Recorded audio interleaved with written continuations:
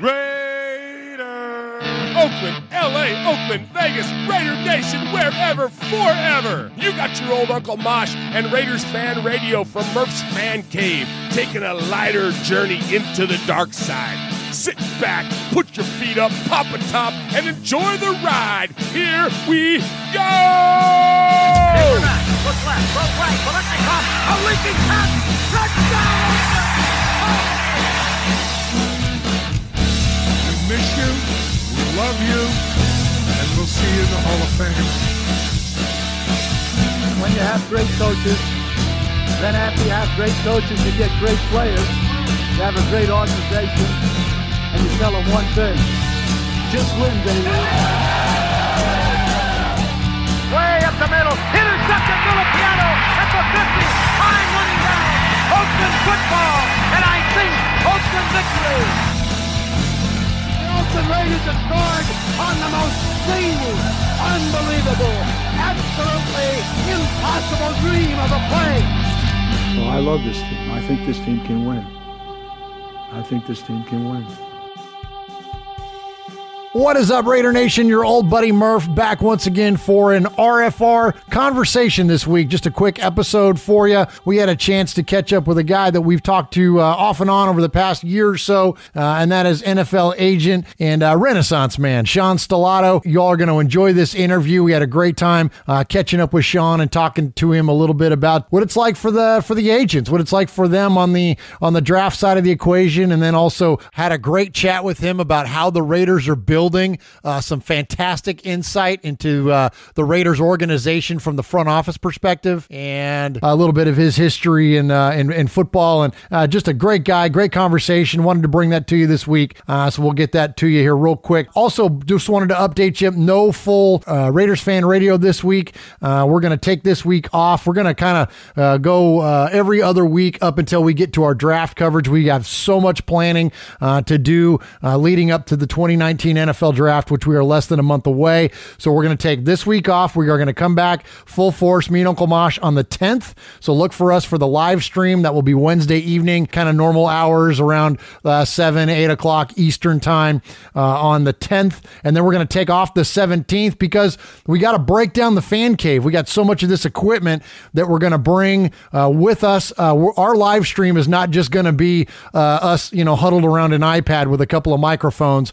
We're bringing the whole studio with us. We're going to do a full live stream. We're going to do a full recording of the show. We're going to have not only stations set up for Mosh and I to record from, but we want to be able to pass mics around the audience, or at a minimum have you come and join us up on the stage there and sit in with Raiders Fan Radio. So anyways, we got a lot of planning to do, and all that's coming up very, very quickly. So we're going to kind of take a little time to prepare from that. So, but also this week we've got a brand new Fan Club Blitz coming to you. That's Fan Club Blitz episode number 33. That will be on the feed, and that will probably end up in your feed on Wednesday. Great to hear from the guys, Splatterhead, Tom, and Fitz. And I think this week they got a heavy rock and roll show this week. So for those of you that like it when they get out off the rails a little bit, as they call it, there's going to be some excellent rock and roll content. So definitely continue to support those guys in the great way that you do, and check them out on episode number 33 right here on Murph's Fan Cave. Enjoy this interview with Sean Stellato. We'll see you back for another full RFR on April the 10th. And man, so much fun stuff going on in Raider Nation. Keep the emails coming. Keep the phone calls coming. Also, Raider Nation, please don't forget, help us help support the Bolitnikov Foundation. Look in your description there. You'll see a link. Click that link. It takes you to NFLshop.com, and anything you purchase there, we get a kickback on it, and all of the proceeds from that are going directly to the Bolitnikov Foundation, which we are going to present to them at the end of the year on behalf of you, on behalf of the listeners of Raiders Fan Radio. Doesn't cost you anything extra. Just click the link. It takes you directly to where all the Raiders content is, and buy away. And so we appreciate you, to those of you that have already supported us in that way, and thank you to those of you that are going to do that in the future. Love you guys, and see you next week on the live stream.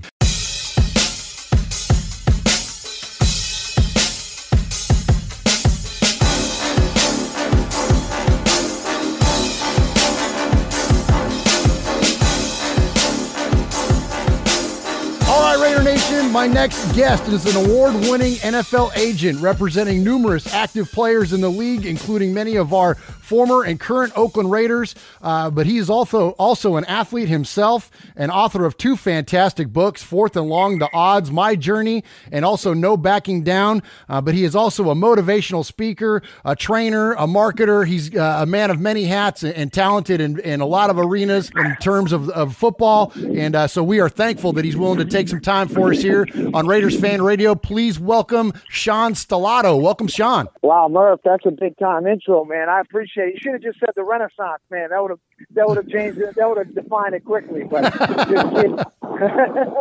But all good. Thanks for the intro. Glad to be on the show. How you doing? Absolutely. I'm doing great. And, we've talked a handful of times over the past year or so, and I'm really excited to really get to talk to you on the show here on the podcast and in person. And, you've got a great story, and not only in your current role, but also your history in sports. You've got an awesome story. You mind kind of telling our listeners a little bit of your background as an athlete growing up? Yeah, certainly. I grew up in Salem, Massachusetts, the home of the witches, and we had a lot of success. I was fortunate to be the baby of 2 older brothers, so I kind of navigated through their hiccups, and I was always an undersized athlete, always the underdog, but carried the mantra of no one can ever define a work ethic. If you really believe, if you work hard and surround yourself with good people, good things can happen. And through sports, as we all know, it's a true equalizer in life. Doesn't matter, it speaks a language we all understand. And if you're willing to work and commit to something, anything can happen. So I was fortunate enough to win a state championship in basketball in high school and play in a miraculous Super Bowl team in football, which I was the quarterback. And that's where my book, No Backing Down, came off of that season. And then I went on to get a scholarship to go to play at the gunnery school, prep school, which kind of rekindled my and expanded my horizons and made me really appreciate the value of education. And that year was probably the most pivotal year of my life. And then I had an opportunity to go play on a scholarship down at University of Richmond, Columbia. I didn't get into, and Marist College, which is on the Hudson, small Jesuit Division I program, and I was able to play Division I football and basketball there. And then I played 2 years of pro football in the Arena Football League. So it was definitely, sports has been exciting, and it's been a huge part of my life. And being inducted into 3 Hall of Fames, I take such pride in that. Obviously, my family could experience those inductions together, because without them, it would have never been possible. So, and now in the land of the NFL, but I'm blessed to be where I'm at, and I love the game of football and what it does and the values it teaches you at a young age that you can carry for the rest of your life, and the impact you can have in other people's lives. So it's been an amazing journey.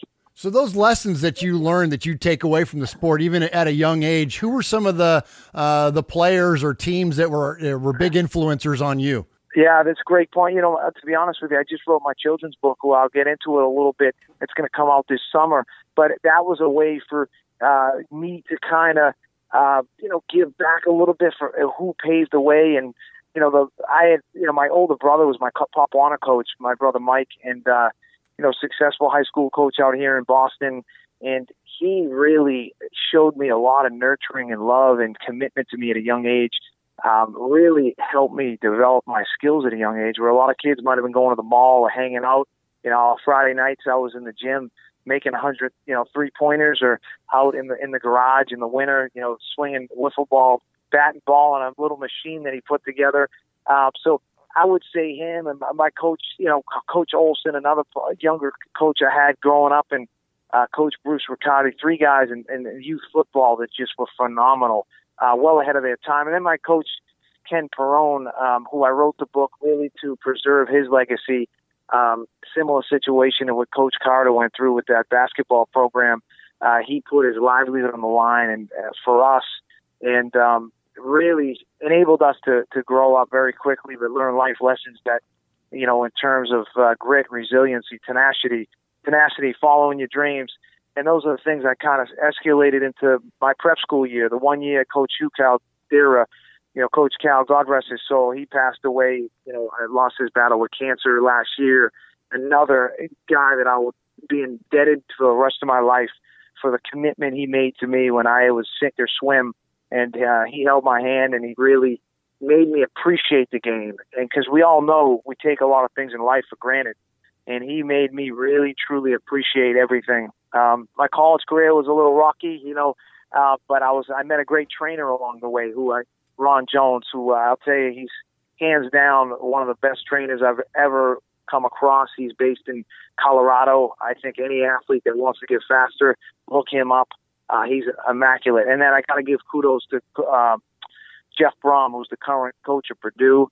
Jeff was my arena football coach down in Louisville, Kentucky in 2002. And you can see how successful and how good of a coach he is. I knew from then he would be a big-time college coach someday, or maybe even an NFL coach. And his football IQ really made me put a premium on being a student of the game. And then Bernard Edwards was one of my receiver coaches who played with Chris Carter at Ohio State. So I've been around some good coaches. I got to give kudos to my dad, my dad was, my rebounder. My dad was my holder. One thing I loved about my dad being not only, my hero and my mentor, but never put any pressure on me. Always constructive, always made me appreciate it and love the game. And it was a magical childhood. I gotta believe that. And now I'm blessed to have 4 kids of my own, but I'm sure you have additional questions, so I'll let you take back the microphone on that. But I hope I answered that to the T. Absolutely. And that's one of anybody that follows you on your social media and sees, you're a high profile guy, you're a busy man, but you always take time and focus on the family. And I love that about you. And that's definitely something that we, and our listeners, have a huge amount of respect for. It's always family first. As much as we love football and we love a lot of things, we try to keep our faith and our family above our careers and our football love. And so we appreciate that sentiment for sure. So you got this extensive background and you got this, this wonderful past in the sports landscape. So what drew you to representation versus, training or coaching or any of the other facets that the other careers involved in sports once the athletic portion comes to an end? You know what? I watched the movie Jerry Maguire and I fell in love with the movie. And I said, that's awesome. My senior year of high school. And I said, you know what? I had an opportunity to be a grad assistant, when Jeff was at Louisville, but I didn't really feel like, I knew I wanted a family, and I was engaged with just coming to my end of my playing career, and I said, would it be fair to have kids and coaching in Louisville? Next thing you know, I'm moving to Idaho or Wyoming, and so I said, I love the business side of it, and I had 2 agents that I hired and fired that I played when I was playing, and I just felt like, hearing the horror stories and the lack of personal attention, in terms of keeping me attached to something I knew so well and something I was so passionate about was the game of football. I took the God-given talents and put it on fire compared to what I was probably projected to do at 5'9", 183 pounds. But I said, you know what, if I can bring honor and glory to God through my representation and my passion and my tenacity to really have some movement in this industry, that's what I'm going to do. And I cut my teeth. Been in the game 13 years. Had no clients. It's funny. I remember if I got licensed in just about 2006. I didn't get my first check till 2010, which I framed in my office for $250. So my wife often says to me, you realize, when I have a hiccup in the industry, maybe you lose a client or someone gets injured, you realize how far you've come in your own company, 5.5 years. I said, you're right, honey. And so I've been truly blessed to open my own sports agency 5.5 years ago. In the last 5 years, I made a pact that I'd never go to a Super Bowl until I had a player playing in the game. And sure enough, my first year as my own company, Super Bowl 49, the Patriots, I had 4 guys there. And then 50, I had 1 on the Panthers. And then 51, I had 4 on the Patriots. And 52, I had 8 with the Eagles, Patriots combined. And then this past year, I had 5 on the Patriots. So it was definitely like, wow, growing up in Boston. So now but I'm full-fledged. I am a Raider fan. I used to wear a lot of Bo Jackson gear back, in middle school days. And always appreciate the history of the storied franchise. So I am rooting hard for them to Coach Gruden I'm a big believer what he stands for as a man, as a coach, and what he's done for the game. But the agent business has been, it's been fun. It's been a roller coaster. I tell everybody it's like being on the Tower of Terror. You're so up and down that it's scary. But I signed up for the job, so I got to embrace the good and the bad.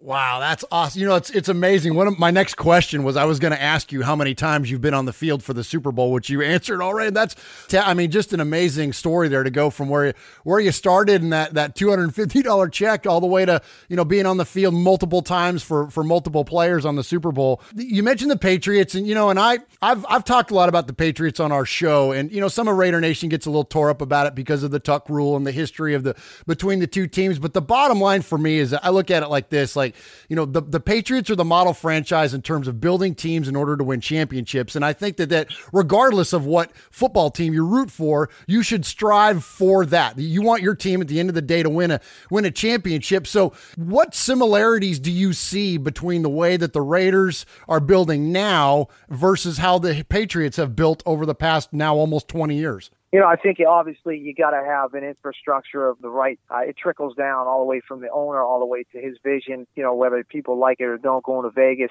to Coach Gruden. A guy that's just so passionate and so intuitive, and such a high football IQ. He is someone that I know is gonna win another Super Bowl, because the fact is that he's probably the hottest working coach in the NFL. That's he's up early. He has relationships with players. And then Mike Mayock, Mike's another one. He's a talent evaluator. He's been on both sides of the fence. He's been in the booth. I think Mike, he showed right out of the gate, signing, obviously the O-lineman and, Antonio, and then doing some other things that they're doing. I think at the end of the day, there's a lot of passion. There's a lot of pride to wear a Raider uniform. There's a great amount of history there. Obviously the Patriots, they've, whether you live out west and you hate them for their success or you think they cheat or they, et cetera. The fact of the matter is, they do win in the land of parity. They've been consistent in a time period with free agency and, salary cap. So what they've been able to do over the last 18 years is just absolutely incredible. I don't know if you'll ever see it again, but I really feel like the Raiders have turned the page. Yeah, they had to cut some fat. They had to shuffle up the roster. But I think, Rome wasn't built in a day. And you give people of such high pedigree of a Coach Gruden and a Mayock, some of the other people they have in motion. I think it's just going to be a matter of time where the chips are going to fall the right way. Obviously, they play in a very competitive conference with a hell of a quarterback in Mahomes, but I believe that they're heading down the right path. They spent money wisely because you got to protect your quarterback. You got to have a receiver as dynamic as him. Is absolutely, incredible. And then I think at the end of the day, I think from a special team standpoint, as we all know, you've got to put a premium on that because that's a third of the game, as we all know. And but I like the direction they're going, and I think if look at what a new stadium with maybe a fresh start does everybody good in terms of where you hit another growth spurt. I actually was in Vegas for my daughter's gymnastics meet in March, end of February, and saw that what's been going on there and the structure of that. It's pretty exciting. What's the feedback that you're getting from the players? Is that, because we, as fans, obviously know what it means to us to have the Raiders relocating to Vegas. And I think we have a pretty good grasp of what it means for the league in terms of ownership and coaches and whatnot. What about the players? What are they saying about going to Las Vegas to play? I think at the end of the day, you got to be appreciative.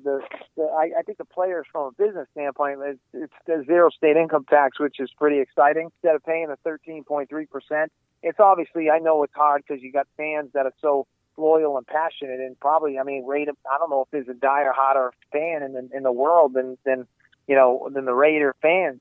And I think, I think there's a mixed emotion because obviously the fans relocating, but at the end of the day, I think it's about putting together a product that's going to be so appealing and building up an excitement to win and to hoist that Lombardi trophy again, because it's been a long time, as we all know. Absolutely. I'd like to ask you about the draft, and really, this is the busiest time of year for you. I'm sure, I'm assuming that. But what is it like for you? So give us an example of like the week leading up to, the week of, and the week after. You mentioned the movie Jerry Maguire, and that's really a lot of the reference point that we as fans have to what maybe that life is like during that time. Is it anything similar to like that, or what kind of insights can you give us about what the draft experience is like for you? Obviously, I've had players drafted anywhere, from second round all the way to sixth round, and I'll tell you, the most chaotic part of the draft is the end of the draft. The preparation, obviously, whoever's going to call their name and draft them, that's going to be something that's out of control. But I'm a big believer in maintaining momentum in terms of making sure that every play is branded properly. But the third day of the draft, when you get through the seventh round, when I tell you it's an absolute, carousel on steroids, trying to, you got to be so prepared on rosters and where you're going to send clients, because as we know, undrafted could be a better. Everyone wants to get their name called, but you could be in an undrafted situation and you could be much better off. I had to make a decision 2 years ago for my 2 Division II guys out of Shepherd. We had multiple opportunities. I sent them both to the Eagles, and sure enough, they ended up winning. As we know, they won the Super Bowl. They got a ring on a rookie year, which is people go their whole careers they can't get. So that being said, that was something which was unique. But I'll tell you, after it's just very crazy. It's very all over the place. You gotta be so quick. You gotta have your voice messages cleaned out, and you just gotta have the energy levels gotta be off the charts, because you gotta be able to make decisions on the dime, almost like catching a Derek Carr football in traffic. And seeing a strong safety coming in ready to lower the boom on the chin. So you gotta have, almost to a sense, you gotta have mind speed, and you gotta have just you gotta be discernment, being able to have that ability to make a decision quickly that is going to end result, put your client in the best situation to make a 53 and stick. With the CBA, obviously these rookies, it's tough. You're in an odd situation, in terms of really, you don't really make your big money till your second contract. And it's unjust, I think, to the players at the end of the day, because, you could be playing really well in year 1 or 2, and next thing you know, you still got to, get through 3 years if you're drafted to renegotiate. And as an undrafted guy, you got the same thing, get through to a couple years and then get through getting tagged. And next thing you know, you're still playing to get to that free agency standpoint. So, but, at the end of the day, it's the greatest sport on the planet. And there's, I think, where the NFL has gone and the popularity of it is just incredible, and what they've been able to do. It's exciting times right now. I'm looking forward to this season, because I think there's going to be a lot more parity, and I think there's going to be some teams that are going to make some noise that people might not think, that maybe haven't made some noise lately, but are ready to really resurrect, and the Raiders being one of them. That's awesome. So you got a message for Raider Nation then before we let you go? I'm a passionate guy. I'm an Italian-American. I love what I do, and I can see the fans of the Raiders. There's so much passion and pride, and I know, what's the saying? All good things happen to he or she who waits. I know how passionate they are. I know they want a Lombardi trophy. They want to win it and be Super Bowl world champions, because that's something that's just an amazing accomplishment. But I just say, hey, enjoy your last year of the unexpected, where you're going to be. Know you're going to have a home that's relatively still close to California. So with technology and the resources, you're going to be able to be there, watch it anywhere, and just embrace the passion. Hopefully the trickle-down effect from Coach Gruden all the way through the people that are in the infrastructure of the organization. So I wish them the best, and hopefully there's an opportunity to see them, see my Raider clients hoisting that trophy up. I want every client I represent to have that opportunity to be a world champion. That's beautiful. Awesome. Well, thank you so much. I know Raider Nation loves to hear it. And Sean Stellato, we appreciate your time. We'll be looking forward to the new book. We'll get send me some information on the new book so I can make sure we'll promote that. Any website we need to direct our listeners to, Amazon or wherever that's going to be available. And if, SeanStellato.com, if you're looking for a great read, No Backing Down, has been endorsed from some of the biggest names in sports. The writer of Hoosiers and Rudy finishes the script for the movie next month. It's a great non-fictional high school football miraculous story. Anyone with dreams can read. And, you can get it at SeanStellato.com or on Amazon. And if you do get a copy, make sure you send me a note. I'll make sure we send you a little surprise. But, no, the kid's book is magical. And there is a direct connection to the Raiders that I can share, on another email with you. Maybe you can get me back on before it gets released in July. That would be wonderful. We would love to do that. That would be fantastic. And just a quick tidbit on it. I compare it to Harry Potter meets Friday Night Lights. Perfect. Perfect. All right. Well, hey, much success to you guys and keep up the great work. And look forward to staying in touch, all right? All right. Sounds good. Thank you, Sean. We'll talk to you again soon. All right. All the best. Bye-bye.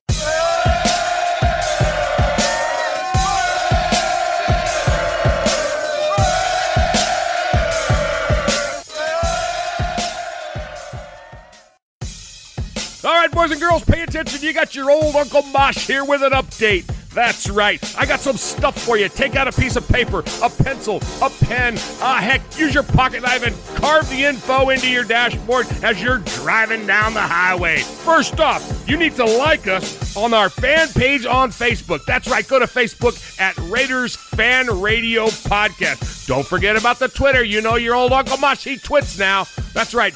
Go to at Raiders Fan Radio. Also, don't forget the Instagram at Raiders Fan Radio. Or what about our website? That's right, RaidersFanRadio.com. Heck, if you want to, you can even email us, show at RaidersFanRadio.com, or call us on the Raiders Fan Radio hotline, 909-345-3346. That's 909-345-3346. Don't forget Merv's Fan Cave on the YouTube, where you can get all the show links like the Fan Club Blitz with Splatterhead and Fitz. Find all our stuff on podcast providers like Stitcher, iTunes, and Google Play. All right, did I hit the time limit? Good.